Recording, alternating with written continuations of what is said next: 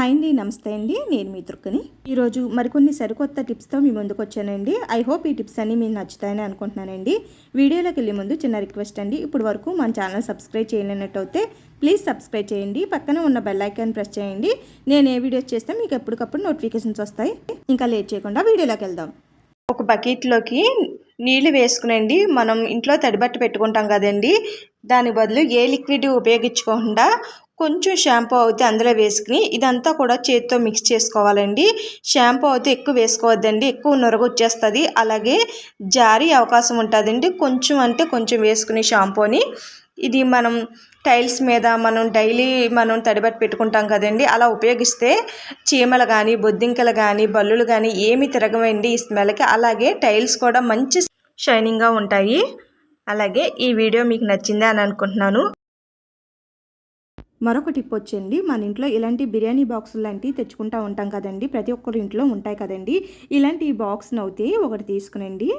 మన ఇంట్లో మనం ఎక్కువగాను రూమ్ స్ప్రేలు అవి వాడుతూ ఉంటాం కదండి, మంచి స్మెల్ కోసం వందలు పెట్టి మనం స్ప్రే బాటిల్స్ అవి కొంటా ఉంటామండి. అలా కాకుండా ఈ చిన్న టిప్ అయితే ఫాలో అవ్వండి. దీనికోసం అయితే ఈ బాక్స్లో అయితే నేను కళ్ళుప్పు అయితే ఉపయోగిస్తున్నానండి. ఒకవేళ మీ ఇంట్లో ఈ ఉప్పు లేకపోతే సాల్ట్ అయినా ఉపయోగించుకోవచ్చు. ఈ ఉప్పును అయితే నేను ఒక 4 లేక 5 స్పూన్లు అయితే వేసుకున్నానండి.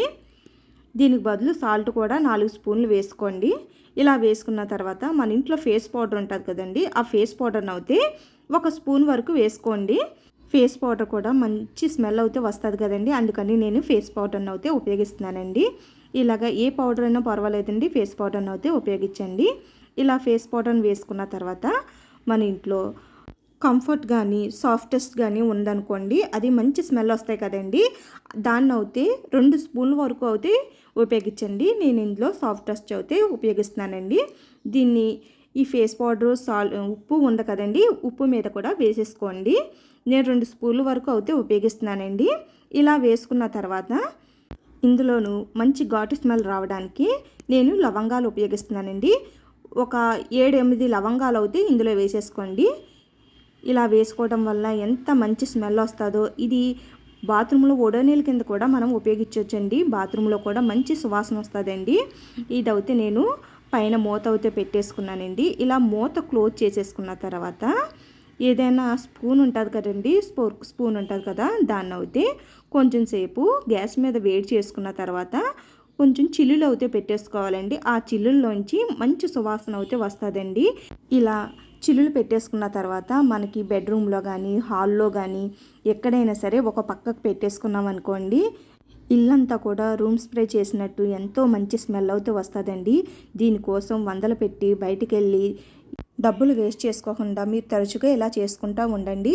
చాలా మంచి ఉపయోగం అయితే ఉంటుందండి. అలాగే ఇందులో లవంగాలు ఉపయోగించాం కాబట్టి అండి, ఆ ఘాటు వాసనకి మనకి చీమలు కానీ దోమలు కానీ లోపలికి అన్నవి రావండి. అలాగే ఇంట్లోకి ఎవరైనా అడుగు పెట్టగానే మంచి స్మెల్ అయితే వస్తుందండి. ఐ హోప్ ఈ టిప్ అయితే మీకు నచ్చుతుందని అనుకుంటున్నానండి. ప్లీజ్ లైక్ చేయండి.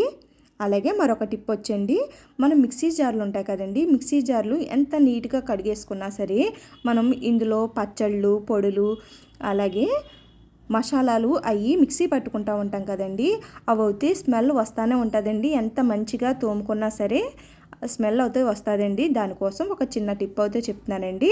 మన ఇంట్లో వేస్ట్గా ఉండే కొబ్బరి చిప్పలు ఉంటాయి కదండి, ఆ చిప్పల్లో ఒక చిన్న ముక్క అయితే ఇలా గ్యాస్ మీద కొంచెం అంటించుకోండి.